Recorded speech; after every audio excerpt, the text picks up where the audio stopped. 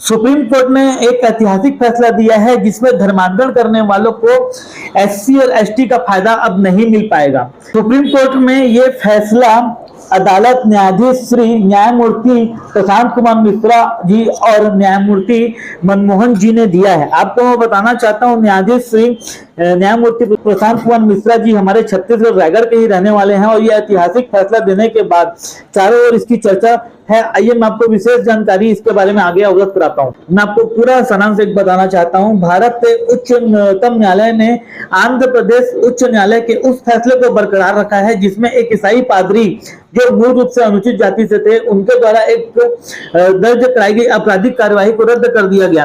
न्यायालय ने यह स्पष्ट किया कि ईसाई धर्म अपनाने के बाद कोई व्यक्ति अनुसूचित जाति एससी का दर्जा बरकरार नहीं रख सकता है और इसलिए वह एससी और एसटी अत्याचार निवारण अधिनियम के तहत संरक्षण का दावा नहीं कर सकता। इसका मैं मुख्य कारण आपको बताना चाहता हूँ।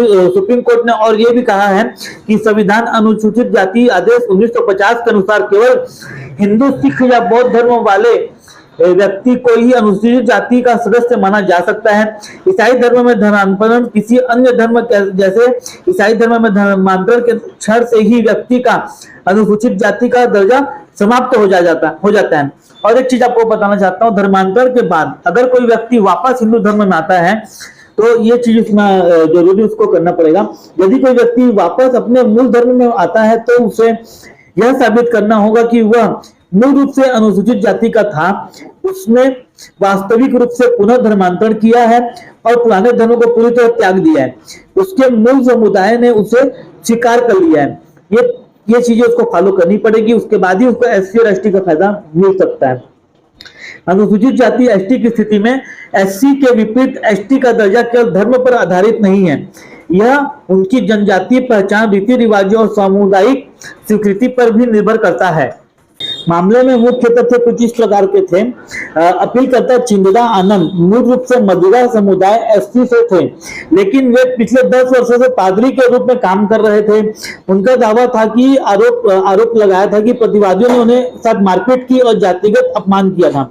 न्यायालय का निष्कर्ष ये निकला कि अपीलकर्ता ईसाई धर्म का पालन कर रहे हैं, वे एससी एसटी अधिनियम के तहत पीड़ित व्यक्ति नहीं माने जा सकते, पहली बात। दूसरी बात उसमें ये थी कि जो धाराएं उनके ऊपर लगाई गई थी आईपीसी की धारा, न्यायालय ने पाया कि मारपीट धारा 323, 327, 506 आरोपों के समर्थन में गवाहों के बयानों में विसंगतियां थी और कई ठोस सबूत नहीं मिले, इसलिए कार्यवाही को रद्द करना उचित माना गया। अंतिम आदेश उच्चतम न्यायालय ने दिया है। उच्चतम न्यायालय ने अपील को खारिज कर दिया और उच्च न्यायालय द्वारा कार्यवाही रद्द करने के निर्णय की पुष्टि की है। भैया आपका परिचय दीजिएगा। बजरंग लाल अग्रवाल, जिला अध्यक्ष विश्व हिंदू परिषद रायगढ़। भैया बताएंगे, सुप्रीम कोर्ट का ऐतिहासिक फैसला कल आया है कि जो एसटी एसटी का फायदा है वो हिंदू, बौद्ध और सिख के अलावा किसी दूसरे समाज को नहीं मिलेगा। इसको किस नजरिए से आप लोग देखते हैं? ऐसा है कि भारत देश की मूल भावना हिंदुत्व में है, सिख और बौद्ध धर्म में है, और जो भी ऐसे लोग जो हिंदू, सिख और बौद्ध धर्म को छोड़कर किसी अन्य धर्म में चले गए हैं और अभी भी अपने अनुसूचित जाति का लाभ ले रहे हैं, वह लाभ अब वह नहीं ले पाएंगे। अगर वह वापसी आते हैं अपने इन धर्मों में और समाज द्वारा उनको स्वीकार किया जाता है, तब वह लाभ उनको वापस मिलेगा अनुसूचित जाति का। कैसा डिसीजन है? ये डिसीजन से आप लोगों को कितनी राहत मिल रही है?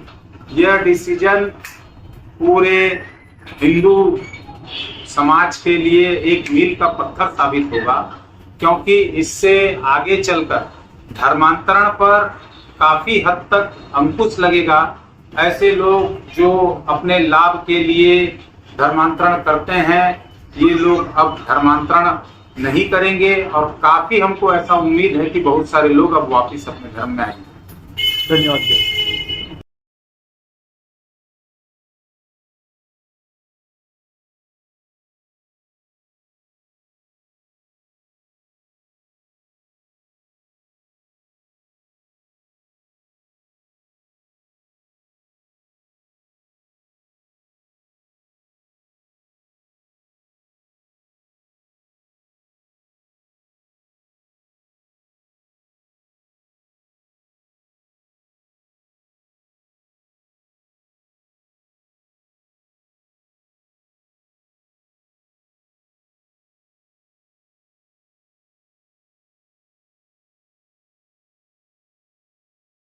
चैनल हमारा वीडियो आपको पसंद आता है तो प्लीज़ हमारे चैनल को सब्सक्राइब जरूर करें। स्पीड न्यूज़ एक ऐसा मंच है जो अन्याय एवं शोषण के खिलाफ जनता की आवाज़ शासन प्रशासन तक पहुंचाता है और पीड़ित व्यक्ति को न्याय दिलाने का प्रयास करता है।